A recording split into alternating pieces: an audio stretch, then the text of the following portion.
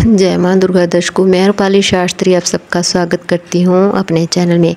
जैसे आप लोग जानते ही हैं कि कार्तिक माह का आरंभ होने वाला है। यह माह बहुत ही अधिक पुण्य की प्राप्ति के लिए माना जाता है। साथ ही घर में ऐश्वर्य संपन्नता आती है। आपको हर नियम का पालन करना चाहिए इस माह में। तो आपको किन किन नियमों का पालन करना चाहिए, वह सभी जानकारी आज हम आपको देंगे। साथ ही आपको एक ऐसा उपाय भी बताएंगे जिससे आपको मनचाहा वर की प्राप्ति होगी। जिनकी शादी में देरी हो रही है उनकी शादी भी जल्द हो जाएगी और रुके हुए काम भी चल पड़ेंगे और सभी प्रकार की मनोकामनाएं भी पूर्ण होंगी। ऐसे कुछ नियम और उपाय आज हम आपको बताने जा रहे हैं। 1 या 2 नियम भी अगर आप पकड़ लें तो आपको बहुत अधिक फल मिलता है और बहुत उत्तम फल की प्राप्ति होती है। सबसे पहले हम बात करते हैं नियमों की। उसके हिसाब से बोला जाता है कार्तिक मास को कार्तिक स्नान भी बोला जाता है। स्नान इसलिए बोला जाता है कि कार्तिक का सबसे जो नियम है विष्णु जी का यह मास होता है। विष्णु जी बहुत प्रसन्न होते हैं, आपके ऊपर अपनी कृपा दृष्टि बरसाते हैं। अगर ब्रह्म मुहूर्त में जो लोग कार्तिक में मास में 4:15 से लेकर 5:15 तक अगर आप उठकर स्नान करते हैं तो आपको बहुत अधिक पुण्यों की प्राप्ति हो जाती है। अगर आप यह स्नान करते हैं किसी पवित्र नदी के किनारे तो आपको 1000 करोड़ गुना ज़्यादा अच्छे फलों की प्राप्ति होती है। कई लोग आपने देखा होगा कार्तिक मास में धार्मिक तीर्थ स्थलों पर चला जाया करते हैं और वहां सवेरे उठ के धार्मिक स्थलों पर दीपदान भी करते हैं, स्नान भी करते हैं। दीपदान की बात करें तो सबसे पहले स्नान के विषय में आपको बताना चाहूँगी। स्नान करने के बाद आपको सूर्य को अर्घ देना होता है। अगर आप हाथ में तिल लेकर अर्घ देते हैं तो आपके पितरों को भी गति प्राप्त होती है। एक एक तिल को आप हाथ में लेते हैं, उसे वर्ष तक वो स्वर्ग लोक में रहते हैं। अपने पितरों की गति के लिए आप अर्घ देंगे ही। घर में संपन्नता पुण्य ऐश्वर्य के लिए भी आप अर्घ दे सकते हैं। सुबह स्नान कीजिए, बहुत अधिक महत्व स्नान का होता है। कार्तिक माह में स्नान की बात करें तो आपको बताऊंगी जिन कुंवारी कन्याओं का विवाह नहीं हो रहा है वह कार्तिक में स्नान करें। कहते हैं उन्हें मन वांछित पति मिल जाता है कार्तिक में स्नान करने से। और इसमें आपको बताते हैं कि जो बच्चियां हैं जिनका विवाह नहीं हो रहा है वह कार्तिक में जल में थोड़ा सा हल्दी दल डालकर स्नान करें। बार बार कहा जाता है कार्तिक में भी आप किसी पवित्र नदी पर आप गंगा जी पे नहीं जा सकते तो आपको क्या करना है, स्नान के जल में थोड़ी सी हल्दी और गंगा जल डाल लेना है। अगर आप स्नान करते वक्त हल्दी और गंगा जल डालते हैं तो ये भी संपूर्ण गंगा नदी का जल ही बन जाता है और आप पर हर हर गंगे कहते हुए स्नान करें। आप देखेंगी आपको वही फल प्राप्त होगा जो गंगा जी नदी में स्नान करने से प्राप्त होता है। गंगा जी में जाते हैं वहाँ पर आप दीपदान भी करिए और अर्घ देना मत भूलिए। अर्घ देना स्नान के बाद बहुत ज़रूरी होता है। आप उसके बाद आप तुलसी पे दिया जला सकते हैं। घर पर भी अगर आप गंगा जी पर जा रहे हैं तो वहाँ तो आप दिया जलाएंगे ही। जो लोग गंगा जी पर नहीं जा सकते सादे पानी में हल्दी और गंगा जल डालकर स्नान करते हैं तो उनको तुलसी पे दिया जरूर जलाना चाहिए। एक विषय पे आती हूँ तो नियमों का आपको पालन जरूर करना चाहिए। जो लोग कार्तिक माह में नियमों का पालन करते हैं उन्हें पुण्य फलों की प्राप्ति हो जाती है। तो यह नियम आपको जरूर ही पालन करना चाहिए। कुछ ऐसे दुख रोग कष्ट कर्म होते हैं जो मनुष्य को कष्ट दे जाते हैं, उन्हें पुण्य तो मिलता ही नहीं है। आपको पता होना चाहिए कार्तिक में दान करने से आपको 1000 गुना पुण्य की प्राप्ति हो जाती है। और ज़रूरतमंदों में दान करें। ऐसे लोगों जिनको ज़रूरत हो।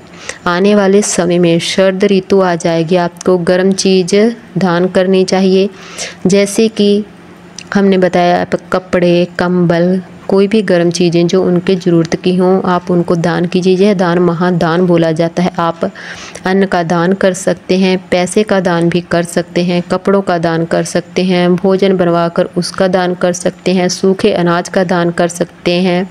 इसका पुण्य आपको पहले वर्ष थोड़ा कम मिलेगा मगर आने वाले समय में आप आपको इसका जो फल है वो आपको बहुत ज़्यादा प्राप्त होने वाला है। इस दान से आपको 100 गुना ज़्यादा फल प्राप्त हो जाएगा। कार्तिक माह में किया गया दान कभी भी खाली नहीं जाता है। वह कन्यादान रहता है, कन्यादान के बाद रहता है विद्यमान, विद्यमान के बाद रहता है दान और गौदान, गौदान के बाद आता है अन्नदान। आप जितना भी यह दान करते हैं उतने ही अपने कष्टों को दूर भगाते हैं। आप अन्न वह होता है जिससे आपको कष्ट ना हो और आपको खुशी मिले। यह दान आपको अपनी समर्था के अनुसार जरूर करना चाहिए। दिल से करें, योग व्यक्ति करें, तब उसे दान का पूरा फल आपको मिलेगा। दूसरा नियम है कार्तिक माह का, क्योंकि दान के बिना तो पूजा भी अधूरी होती है। हम देवी देवताओं की पूजा करते हैं, हम नैवेद्य रखा सकते हैं। देवताओं के आगे जो नैवेद्य हम इसलिए रखते हैं, वह उनका मानना है कि वह खुश होने के लिए, आपके खाने के लिए पहले उनको हम पूजा के बाद भोग लगाते हैं, उसके बाद हम खुद भोग लगाते हैं। ऐसे ही फूलों से हम आरती करते हैं, दीप करते हैं। कार्तिक माह में दान से आपका कार्तिक माह में संपन्नता आती है।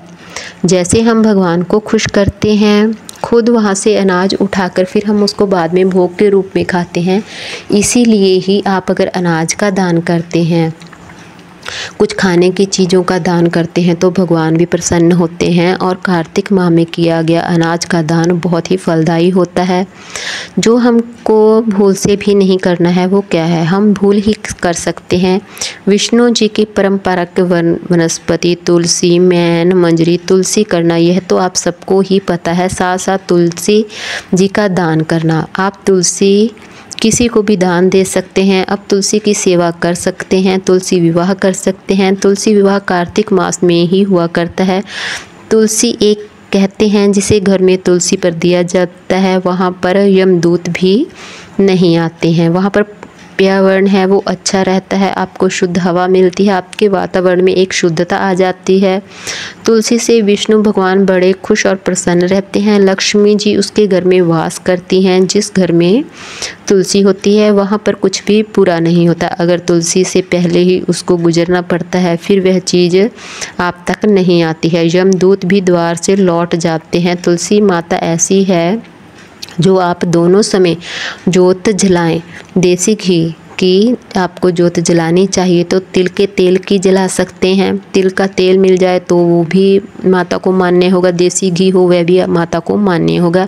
इसके शिव किसी का मान्य नहीं होता। तुलसी में जोत जलाना आप यह कार्तिक माह में कोशिश करें कि आप पूरा कार्तिक माह में तुलसी माता में जोत जलाएं। इसका फल आपको ज़रूर मिलेगा। आप थोड़ी सी मंजरी लें, आप विष्णु कृष्ण जी को भी उनकी मंजरी अर्पित कर सकते हैं। इससे विष्णु और कृष्ण भगवान दोनों खुश होंगे और आप पर प्रसन्न होंगे।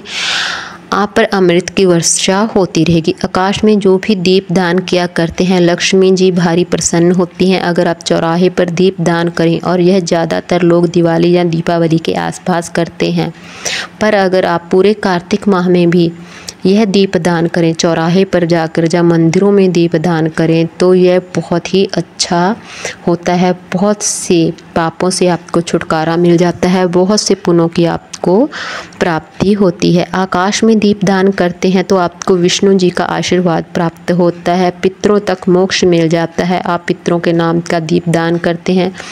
अगर दीप में थोड़े से काले तिल डाल दे तो यह पितरों के लिए दीपदान हो जाता है। दीपक में आप तिल डालकर अगर दीपक जलाते हैं तो पितरों के लिए यह दीपदान हो जाता है। पितरों से आपको कोई भी कष्ट हो वह दूर हो जाता है, पितर दोष भी दूर हो जाता है।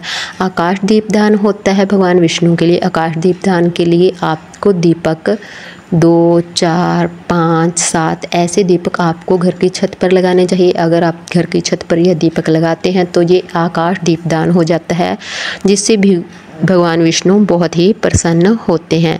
देवताओं के लिए दीप दान करें, देवता बहुत ही प्रसन्न होते हैं। कार्तिक माह में दीप दान की कोशिश कीजिए कि आप रोजाना दीप दान कर पाएँ। रोज़ दिए जलाएं, आप मंदिर में जलाएं, जो आपके आसपास मंदिर है वहाँ पर जाकर, कोई तीर्थ स्थान है वहाँ पर जाकर। आपको हम बार बार बोल रहे हैं कि तीर्थ स्थान पर जाकर अगर आप दीप दान करते हैं तो इसका फल आपको बहुत गुना ज़्यादा प्राप्त होता है। आप लोगों को हमारी यह जानकारी कैसी लगी हमें कमेंट कर कर ज़रूर बताएं। जिन लोगों ने अभी तक हमारा चैनल सब्सक्राइब नहीं किया कृपया वो चैनल को सब्सक्राइब करें, लाइक करें, कमेंट करें और शेयर भी ज़रूर कर लें। जय मां दुर्गा।